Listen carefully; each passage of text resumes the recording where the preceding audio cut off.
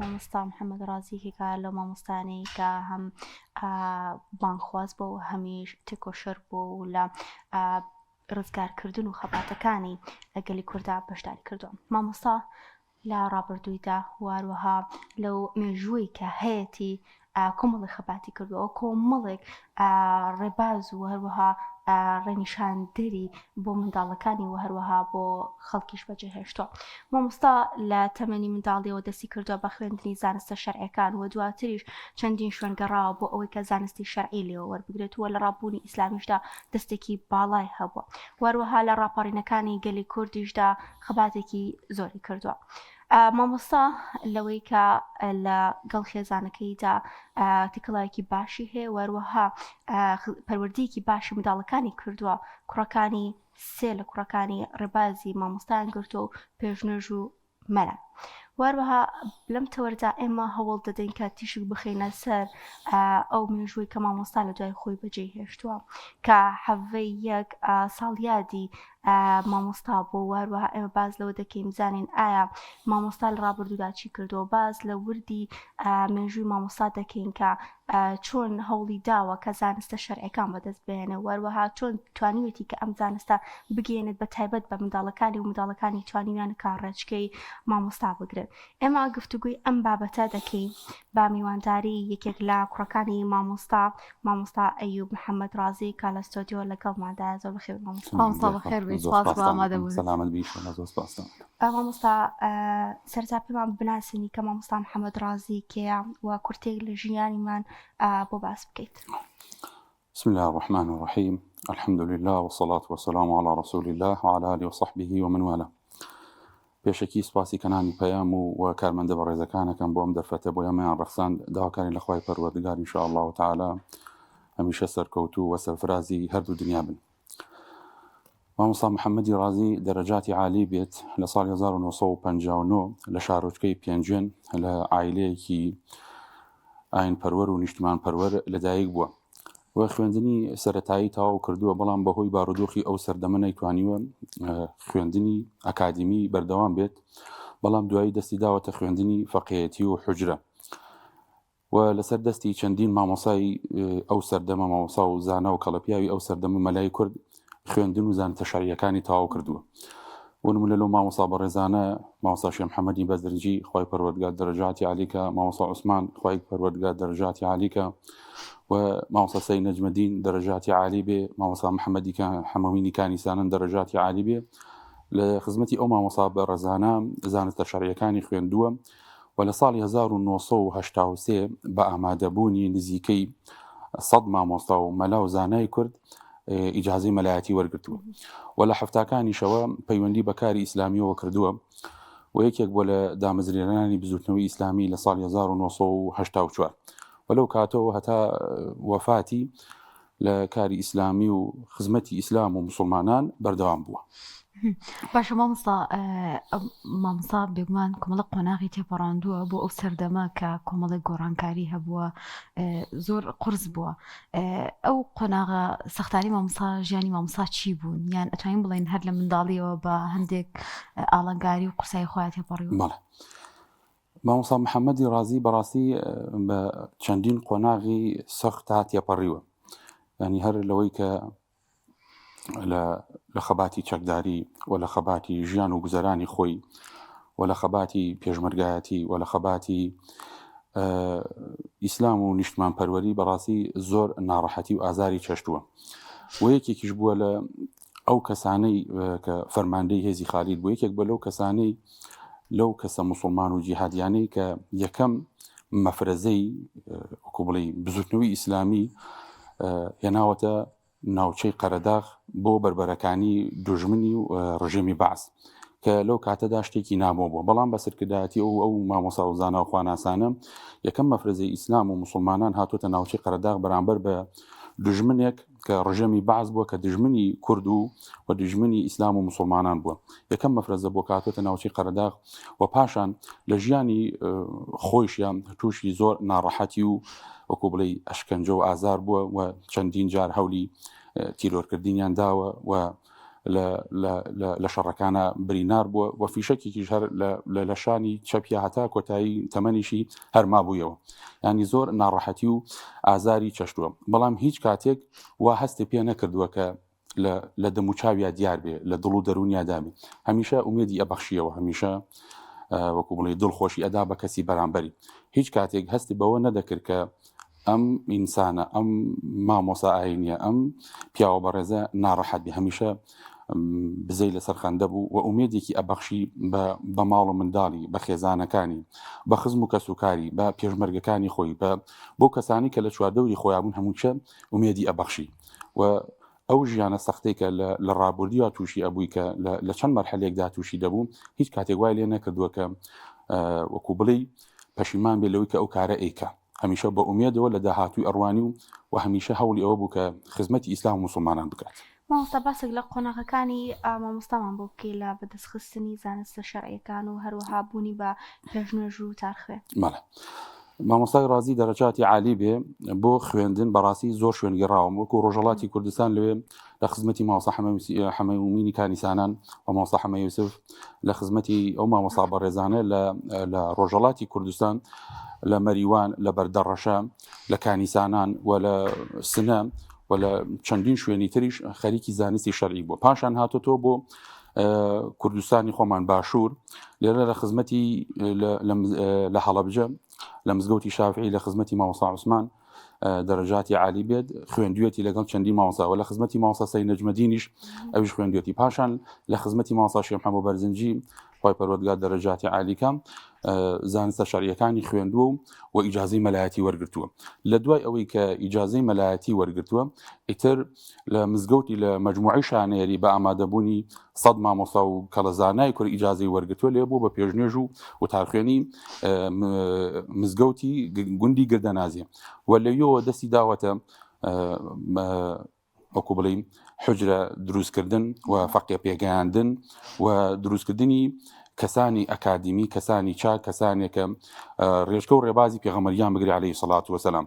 وەلەو بوارەشە هەتا کۆتایی تەمەنیشی فەقێ و حجرەی هەبووە بەبێ جیاوازی، مەسەلەن بۆ نمونە فکر و ئەو شێوازی، ینی زۆر تەلەبەی هەبوون، مەسەلەن فەقێی هەبوون بە نەوعێک لە نەوعەکان، لەوانەیە فکرێکی نەوعێکی تری هەبووە، بەڵام ئەو وەری گرتووە پێی خۆشوە دەرز بڵێ، ینی فەقێی سەلەفی هەبووە، فەقێی سۆفی هەبووە، فەقێی مەسەلەن نەوعەکانی تری هەبووە، بە هەر شێوازێک لە شێوازەکان دەرزی وتۆتەوە و فەقێی پێگەیاندووە. مامۆستا بێجگەر لە گردەنازیان بە بڵێن هەڵەبجە شوێنێکی تری گەڕاوە لە کوردستانیان هەندێک گوندی تری کردووە مامۆستا؟ بەڵا لە ماوەیەک لە گردەنازیە بووە، پاشان لە هەڵەبجە لەوێ ماوەیەک وەکوڵی پێشنوێژی کردووە، پاشان لە خورمال ئیمام و خەتیبی مزگەوتی گەورەی خورمال بووە، پاشان لە مەریوان لەوێ لە گوندێک لە گوندەکان بە ناوی خاوە لەوێ وتار و پێشنوێژ خوێن بووە، پاشان لە شاری سلێمانی لە مزگەوتەکانی لەیەکێک لە مزگەوتەکانی شاری سلێمانی پێشنوێژ و وتار خوێن بووە و لە چەندین شوێنی تر و شاری کوردستانی تر پێشنوێژی و تارخوێنی کردووە. مامۆستا ڕۆڵی خێزانەکەی ئێوەش بەردەوام لەگەڵ مامۆستایە بوون لەم هاتوچۆی کە مامۆستا هەیوەل و خزمەتانی کە گەیاندوێتی ئێوە چ ڕۆڵێکتان هەبوو بە تایبەتی دایکی بەڕێزتان؟ وەڵا سپاس بەخوای پەروەردگار، ئەلحەمدولیلانی دایکی بەڕێزم لە هەموو ناڕەحەتیەکانە لەگەڵ باوکما بووە، هەر لە سەردەمی مەسەلەن پێشمەرگایەتی و خەباتی پێشمەرگایەتی و کۆچکردن بۆ ئێران و ڕۆشتن بۆ ئێران، چونکە بەڕاستی لەو سەردەمەدا کە مامۆسای محەممەدی ڕازی دەرز و وانە و حجرە و فەقێی هەبووە، حکومەتی بەعز بەدوایە بۆ حکمی ئەعدامی بۆ دەرکردووە. لەو کاتۆ دایکم خۆی گەورە لێ ڕازی بێ ئەنی لەگەڵ یا بووە لە هەموو ئازارەکان و لە هەموو ناڕەحەتیەکانە و ئێمەش وەکو کوڕانی مامۆستا و هەمویان بەبێ جیاوازی بەو پەڕیتوانامان لە هەموو کار و ژیان و ڕۆژانی خۆی هاوکاریمان کردووە بەبێ ئەوەی کە جیاوازی هەبێ، زۆر خزمەتمان کردووە، لە خزمەتی یابووین و زۆر ئیستفادەمان لێ کردووە. بەڕاستی مامۆستا ژیانی مامۆستا محەممەد ڕازی لە سەردەمی چەکدارێتی وەروەها خەباتکردنی لە پێناو خاکی کوردستاندا و هەستی نەتەوایەتی چۆن بووە لەلای ئەو باسێکی ئەو قۆناغی ژیانیشمان بۆ بکەیت؟ بەڵێ مامۆستای ڕازی خۆی پەروەردگار لی ڕازی بێ ئینشاء الله تعالی هەمیشە هەستی نیشتمان پەروەری و ئیسلامەتی بەیەکەوە گرێوە داوە و بۆ ئەوەیش بووە کە ئەو قاڵفڵە بزوتنەوەی ئیسلامیە دروست بوو کە ئەو یەکێک بۆ لە دامەزرێنەرانی بەرامبەر بە ڕژێمێکی بەعس کە حەزی نەکردووە کورد نەمافی هەبێ نەزمانی هەبێ نەنووسینی هەبێ ئەو مامۆسا بەڕێزان وە مامۆسای رازی کە یەکێک بۆ لەوانە ئەو هەستی نیشتمان پەروەری و ئیسلام پەروەریوە لە خۆیان ڕەنگی داوەتەوە کە بەرامبەر بە ڕژێمێکی بەعس بەرامبەر بە زۆردار و زاڵمێکی بەعس هەڵسێ خەباتی چەکداری بکەم و بەرامبەریان بوەسێتەوە و لە چەندین کۆڕ و سیمینار و لە نووسینەکانیانە هەمیشە ئاماژەی بەوە کردووە کە ئینسانی مسلمان ئینسان کە لە شریعەتی ئیسلام و منهجی پێغەمبەری عەلەیهی سەڵات وسەلام تێگەیشت بێ ئەبێ بە ڕۆحێکی مسلمانانە بە ڕۆحێکی ئیسلامیانە بە ڕۆحێکی دیندارانە پشتگیری لە خاک و لە وڵات و نیشتمانی بکات و بەرگری لێ بکات و پارێزگاری لە نەتەوە و شوناس و کۆمەلگەکەی خۆی بکات و هەمیشە زۆر هەوڵی داوە بۆ و ئێمەشی لەسەر ئەو پەیڕۆ و ڕێبازە پەروەردە کردووە. مامۆستا لە کاری سیاسیە چەندین قۆناغی تێپەڕاندووە و پلەپۆستی جیاوازیشی هەبووە ئەو پلەپۆستانە چی بوون کە وەری گرتووە و تا چەندێک لەم بارەشە جێپەنجەی هەبووە؟ وەڵای سپاس بەخوای پەروەردگار ئەلحەمدولیلا لەو بارانەی لەو بواری پۆستانە کە وەری گرتووە یەکەم جار کە فەرماندەی هێزی خالیق بووە کە مامۆستا عەلی بیاری دەرەجاتی عالی بێ بە نووسراوێکێکا بە فەرماندەی هێزی خالیق پاشان دوای ئەوە دوایی لە ساڵی 1993 ئەبێ بە ئەندامی سەرکرداری بزوتنەوەی ئیسلامی و ئەبێتە حاکمی مەکتەبی عەسکەری پاشان دوای ئەوە لە کۆمەڵی ئیسلامی ئەبێتە بەرپرسی دەستگای شەهیدان و ئەبێتە بەرپرسی مەڵبەندی چەمچەماڵی کۆمەڵی ئیسلامی ئەو کاتە و لەو پلە و مەنسەبانە زۆر بە جوانی توانیوێتی ئەدایەکی ئیمانداران و مسلمانانە جێبەجێ بکات. باشە مامۆستا باسێک لە بەرهەمەکانێکی مەبزان مامۆستا دەستی نووسینیشی هەبوو هەندێک بەرهەمیشی ئەو بەرهەمانەی لە چ بوارێکدان و چەند بەرهەمی هەیە؟ مامۆستای رازی چەند بەرهەمێکی هەیە لەوانە ڕێخستن ڕەمزی سەرکەوتنە و پاشان میان ڕەوی لە ڕێنمایی ڕێدا پاشان ڕۆڵی ئاهلوبەیتی پێغەمبەریان عەلەیهی سەڵات وەسەلام کە کتێبێکی لەسەر ڕۆڵ و ئەهلی بەیتی پێغەمبەریان عەلەیهی سەڵات وەسەلام نووسیوە و کتێبێکی تریشی لە بوارەی ئەوەی کە وەکوون عیباد الله ئیخوانە هەمومان برای یەکتری بن مسلمانان یەکگەڵوێز بن یەک دەست بن یەک پەیوەست بن بە یەکەوە و چەندان کتێبی تریشی لە بوارە جیاجەکان لە چەند قاعیدەیەکی فقیشی نووسیوە دەستی نووسینی هەبووە و بەو کتێبە و نامیل کە نانی کە نووسیوێتی بڵاوی کردوەوە لەناو کۆمەلگەی کوردیا و بەشێکی زۆری مامۆسایان و فەقیهان ئیسفادەیان لێ کردووە. کتێبەکانی سەلای خۆتان هەن پارێزراون و هەڵمان گرتو و بەویستی خوای پەروەردگار ئینشاءالله تەعالا دەستکاری دوانستانە کتێبێکمان کردو و ئینشاءالله ئومێد دەکەین لە چەند مانگێکی داهاتوە یەک دوو بەرهەمێکیان بکرێتە بەردیدەی خوێنەرە. مامۆستا کتێبەکان تەنها بە زمانی کوردینیان وەتان گەڕاوە سەر زمانی دیکە؟ بەشێکیان زمانی کوردین بەڵام دانەیەکیان زمانی عەرەبیە ئێستا دکتۆر ئەحمەدی برام ئەو خەریکێتی کە ئینشاءالله تەعالا وەریگەڕێتەوە سەر زمانی کوردی و خەریکی تایپکردن و ڕێکبینی و پیچنینی ئەوانەیەتی کۆتایی پێبێن ئینشاءالله. مامۆستا چەند منداڵی هەیە و ڕۆڵی چی بوو لە ژیانی منداڵەکانیدا و چیادەوەریەکی لەگەڵ بەڕێزیشتانە هەیە وەکو کوڕی مامۆستا؟ مامۆستا خوای پەروەردگار لێی ڕازی بێت 3 خێزانی هەبوو 5 کوڕ و 4 کچی هەبوو و الحەمدولله کوڕ و کچەکانی ماون و خێزانەکانیشی ماون. سپاس بۆ خوای پەروەردگار.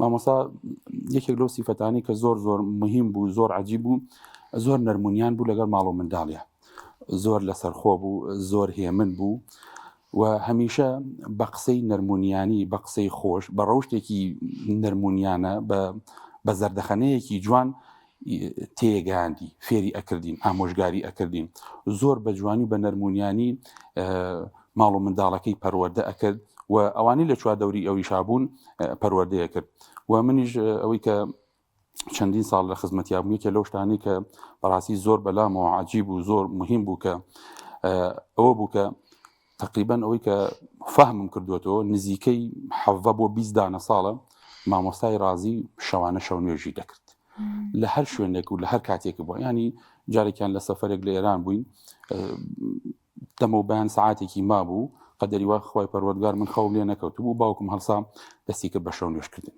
بەهانی پرسیارم لێ کرد وتم باویان ئەم شەو نوێژە بەرداوەتی بەڵێ کوڕی خۆم نزیکەی 10 ساڵ ینی ئەو کاتەدا لەگەڵ بیسەکەی من ینی 30 دانە ساڵە بەردەوام شەوانە شەو نوێژی کردو. یەکێک لەو شتانی کە بەلامەوە سەیر بوو لە دوعاکانێکی گوێم لێ کرد دوعای زۆر بۆ مسلمانانە کرد. خوای یا مسلمانان یەک هەڵوێز بن یەک دەنگ بن بە یەکۆ بن ئەم ئومەتی ئیسلامە ئەم مسلمانانە هەمیشە یەک ڕیز و یەک هەڵوێز بن. ینی ئەوەی کە زۆر مهم بووە ئەو نەرمونیانیە و ئەو خاکی بوونەوە ئەو تەواضع و پاشان بۆ خوا سوڵحاویەکەی و بەردەوام بوو لە شەش نوێژ و تەعات و عیبادەتەکانی. مامۆستا ئەمە کاریگەری هەبوو لەسەرەوەی کە سێ لە کوڕەکانی مامۆستا هەمان ڕەچکی مامۆستا هەڵبژێرن و ببنە مەلاو بانخواست؟ وەڵا سوپاس بە خوای پەروەردگار ئەلحەمدولیلا ئەرەوەڵا کاریگەری هەبووە و هەمیشە هەوڵی بە ئێمەی ڕاگەاندووە کە بخوێنین و فێری زانستی شەرعی بین و ئامۆژگاری کردوین کە هەموو جارە پێیەوتین بخوێنن و فێری زانستی شەرعی بن بەڵام ئاگاتان لە عیبادەت و بەندایەتی خوا بێ. ئەی فەرموو کردەوەکانتان تەنها با بۆ خوا بێ، لە پێناوی خوا حەچیشتە بکەن، لە پێناوی خوا کار و کردەوەکان بکەن، لە پێناوی نە دنیا نە مەسلحات نە لە پێناوی حیزب نە لە پێناوی فڵانە کەس و فیسارە کەس و فڵان سیاسی و هیچ شتێک مەکەن، خالیسەن مخلیسەن لە پێناوی خوا کارەکانتان بکەن. پێ ئێوتین ئەوی هەر شتێ لە پێناوی خوا ئەنجامی بدەی خوای سوبحانەهو وەتەعالا بەرەکەتی تێخە، هەم لە تەمەنتان هەم لە ڕزق و ڕۆزیتان هەم لە ژیانی ڕۆژانەتان هەم لە عیلمتان هەم لە زانیاریتان. بەڵام هەر شتێ بۆ خوا نەبوو خوای سوبحانەهو وەتەعالا بەرەکەتی تێناخە. بۆیە هەموو جار ئامۆژگاری دەکەن ئەی فەرموو ئاگاتان لە خۆتان بێ نەکەن شتی دنیایی لە دڵ و دەروونتان ئاجێ بێتەوە یان شەیتان بەشی تیا بێ، بەس کار و کردەوەکانتان لە پێناوی خوای پەروەردگار بێ. مامۆستا پەیوەندی کۆمەڵایەتی مامۆستا چۆن بۆ لەگەڵ خزم و دراوسێ و نزیەکانیاندا تا چەندێک پەیوەندیەکەی ئەو وەروەها هاندانی ئەو بۆ ئێوە بۆ سیلەی ڕەحم کاریگەری هەبووە؟ وەڵای سپاس بە خوای پەروەردگار پەیوەندیکی کۆمەڵایەتیەکانی زۆر تند و تۆڵ بووە. ینی جاری وا هەبووە کە کێشەیەک دروست بووە یەکسەر هاتوون بۆ لای مامۆستای ڕازی. مامۆستای ڕازی خۆی ئیشی هەبووە، خۆی حاڵی هەبووە، خۆی گوزەرانی هەبووە، بەڵام بێ گوێدانە هیچ شتێک یەکسەر چوە بەدەم کێشەی خەڵکو، چوە بەدەم ئەو پەیوەندی کۆمەڵایەتیانەوە. ینی پەیوەندیکی کۆمەڵایەتی تند و تۆڵ لەگەڵ خزم و کەسوکارەکانی، لەگەڵ کوڵی دەر و دراوسەکانی، لەگەڵ ڕەفیق و دۆست و ئەحبابەکانی، لەگەڵ خۆشەویستانی خۆی، لەگەڵ ڕەفیقەکانی خۆی، لەگەڵ مامۆستایانی خۆی، مامۆستا بەڕێزانی کە دەرزی پێوتن، لەگەڵ فەقیهانی خۆی، ینی پەیوەندیەکی کۆمەڵایەتی زۆر تند و تۆڵی هەبوو. و ئەوەیش فێری ئەمەی کرد کە هەمیشە ئەو پەیوەندیە کۆمەڵایەتیە پارێزراو بین، پارێزگاری لێ بکەین و ڕێز لەو پەیوەندیە کۆمەڵایەتیە بگرین بەبێ جیاوازی، ینی هیچ فکر و ئەفکارێک. پەیوەندی کۆمەڵایەتی لەگەڵ هەموو کەسێکە هەبوو، لەگەڵ هەموو جۆرە و تیرۆ تایارەیەکە هەبوو. بۆیە بەو شێوازە هەموو کەس خۆشی دەویست، ڕێزی لێگرت، احترامی ئەگرت، ینی بەدەم کێشەی هەموو کەسێکەوە بوو و پەیوەندی کۆمەڵایەتیەکانیشی بەردەوام بوو هەتا کاتی وەفاتیش. لەگەڵ هەموو کار و ئەو هەموو سەرقاڵی مامۆستا هەبوو تا چەندێک پەیوەندی لەگەڵ منداڵەکانیدا بەقوت بووە؟ وەڵا سپاس بە خوای پەروەردگار ئەلحەمدولیلا ینی پەیوەندیەکی زۆر باشی هەبوو. بەتایبەتی من بە حکومی کە کوڕە گەورەی بووم زۆر جار کە مەسەلەن دانیشتین من تۆزی زیاتر حەزم لە بوابەتی سیاست و ئەوانە هەیە، لە بواری سیاست تا زۆر قسەی بۆ کردین، ینی تێگەاندین کە ئەم جیهانە چۆنە گۆڕێ بە چ نەوعێکە چیە شێوازەکان و تێگەاندین کە نەخەڵەتین فێڵمان لێ نەکرێ بە شێوازێک لە شێوازەکان، ینی دانیشتین باسی سیاست و ئەو شتانەمانەکە و پاش ئەوەی زۆر باسی پەیوەندیە کۆمەڵایەتیەکان و خۆشەویستی نێوان خەڵکی دۆست و هاوکار و یارمەتیدانی خەڵکی بەدەمەوە چۆنی خەڵکی و پاشان پەیوەندیە کۆمەڵایەتیەکان زۆر جا بەیەک و باسمانە کرد و هەمیشە هەوڵی ئەوەی شەدا کە ئێمە لەسەر ڕێچکۆ ڕێبازی ئەو بین وەسپاس بخوای پەروەردگارەوەی توانی بێتمان کردومان. مامۆستا بێت لە نووسینەکانی هیچ ئەرشیفێک لە مامۆستا ماوەتەوە لە وتارەکانی لەو خزمەتێکە کردێتی؟ وەڵای وەکو ئەرشیفی وتار کەم بە حکمی مامۆستا خەریکی تێکۆشان و وەکو بەدەوەی خەریکی خەمخۆری میلەتەکەی خۆی و خەمخۆری گەلەکەی خۆی بووە کەمتر مەسەلەن وتاری هەبوو، بەڵام نووسینی هەبووە نووسینی، بەڵام ئەرشیفەکانی وەکو ڕسم و یادگاریەکان و وەکو نووسینەکانی وەکو ئەوانەی کە لە ژیانی ڕۆژانی خۆیان هەتی هەمووی لەلای ئەمە پارێزرا و ئینشاءڵڵا لە کات و ساتێکی نزیکە پشتیوان بەخوای پەروەردگارێکین بە ئەلبومێکی تایبەت بۆ ژیانی مامۆستا. مامۆستا ئێوەکو خۆتان چی لە مامۆستاوە فێربوونیان ئەتانەوێت چی بە خەڵک بڵێن، یانی تا چەندێک گرنگە ئێمە ئەو کەڵە پیاوانەی کە لە پێشووتردا هەبوون خزمەتیان کرد و ئێستاش خزمەتەکانیان باسەکرێتەوە و چەندین خەڵکیان پێگەیاند و چەندین قوتابیان پێگەیاندووە کە ئەوهایەت بکرێنەوە و سوود لەو ئەزمون توانایانەوە بگیرێت کە ئەوان هەیەیان بۆ لە پێشووتر. وڵایەکی لەو شتانەی مامۆستا کە زۆر گرنگ بوو ئەوە مامۆستا خۆ بەکەمزان بوو و خاکی ئەژیا دنیا نەویست بوو. ئەوە بەڕاستی ئێمە لێ فێر بوو بووین، ینی پێویستە هەموو کەسانی تریش بەو ڕێچکە و ڕێگەی زانایان و کەڵە پیاوانی ناو کووردا بڕون. مامۆستای ڕازی دەرەجاتی عالی بێ، کەسێکی خاکی و کەسێکی نەرمونیان و لەسەر خۆ و هێمن و هیچ کاتێک خۆی فەرز ناکرد بەسەر خەڵکە، بەدەم کێشەی مسلمانانەوە چوو، بەدەم هاوکاری مسلمانانەوە ئەبوو و ئەو بەلای ئێمەوە زۆر گرنگ بوو. و یەکێکی تر لەو شتانەی ئەوە بوو کە بەڕاستی هەمیشە قسەی خۆش بوو لەگەڵ چواردەوریا، گفتارێکی شیرینی هەبوو، ڕفتارێکی شیرینی هەبوو. ینی من بیرم دێ جارێکیان کەسێک هات بۆ لای مامۆستا زۆر بە تووڕەیی، زۆر بەو پەڕی حەماسەت و ئەوانە و هەندێشتی باس کرد. مامۆستا زۆر بە نەرمونیانی و بە لەسەرخۆیی ینی تێگەیاند و حاڵی کرد. کابراوتی مەخوا مامۆستا ئەمەندە تووڕە بووم، ئەمەندە تووڕە بووم، وتم ئێستا ئەچم بەم تووڕەیی وە قسەکەم لەوانەیە مامۆستا هەبم کاتە دەرەوە هەستا دەستی ماچ وتی نە، واجبە لەسەر ئێمەی مامۆستایانی ئاینی خزمەتی خاک و وڵات و نیشتمان و کەسە مسلمانەکان بکەین، ئەبێ بە جوانترین شێواز، چون پێغەمبەر عەلەیهی سەڵات وسەلام هەمیشە دەم بە خەندە بووە، بە جوانترین شێواز خەڵکەکە فێر بکەین. یعنی ئەو کەسە دوایەوە کەسێکی باش و کەسێکی چاکی لە ئەو تووڕەبوونەی نەما. مامۆستا هاوڕێکانی مامۆستا کێ بوون؟ کێ بوونانی کە مامۆستا زۆر لەگەڵیان تێکەڵ بووە لەو کاتەیە و کاریگەری هەبووە لەسەری؟ وەڵا هاوڕێکانی مامۆستا وەکو مامۆستا عەلی باپیر خوای پەروەردگار لێی ڕازی بێ کە ئیسەی ژەرماوە، مامۆستا عەبدوڕەحمانی ڕەونڕووسی، کاک جەمال ئەشرەف، مامۆستا محمودی ئازادی، مامۆستا ئەبوبەکری سدیقی، کاک سادق گەرمیانی، کاک سەلاحی سیامیەوە، مامۆستا سەباح بەرزنجی، مامۆستا شێخ محەممەدی بەرزنجی دەرەجاتی عالی بێکەوە هەم مامۆستایشی بوو هەم لەگەڵیشا بوو و زۆر مامۆستا و کەڵە پیاوی تر لەوانە کە ئیسە یادم نەبێت لەگەڵ مامۆستا بوون و ڕەفیق و دۆستی بوون و خۆشەویستی خۆی بوون و لەگەڵیان بەیەکەوە بوون و ژیانیان کردووە.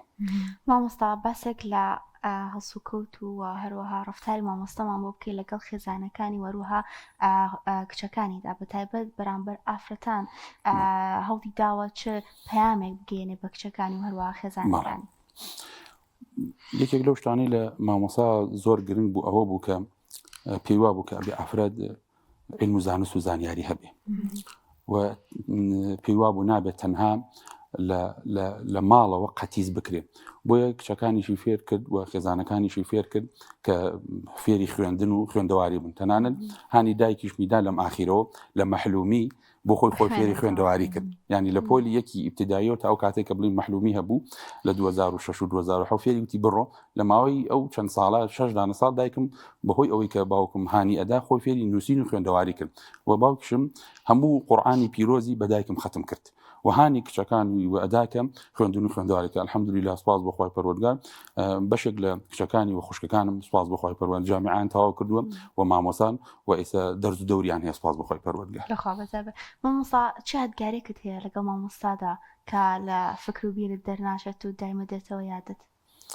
بەڵێ وەڵاهی ئەوەی کە لە فکر و بۆری بۆ چوونی منە هەیە ئەوەیە کە هەمیشە بەڕاستی زۆر نەرمونیان و لەسەرخۆ بوو و پاشان بە تایبەتی لەو کاتی نەخۆشینا کە من زۆر لەگەڵیا بووم هەمیشە زۆر ئارامگر بوو، زۆر بە سەبر بوو و قسەی خۆشی بۆ دەکردم و یادیاریانی کە لە بیرم ناچێت لەو کاتا کە دەرزیان لێدا لە تاران وتم باویان ئەو دەرزیە ناڕەحەتنا کە دەرزی کیمیایی بوو کە نەخۆش کەوت بوو، وتی بەخوا کوڕی خۆم زۆر ئازار هەیە لەسەر ئەو جەستم کە ئیدا لە دەرزیەکە لێدا، بەڵام ئینشاء الله تعالى ئارامەگرم و پاداشتەکەی لای خوای سبحانه وتعالى چاوەڕێ دەکەم.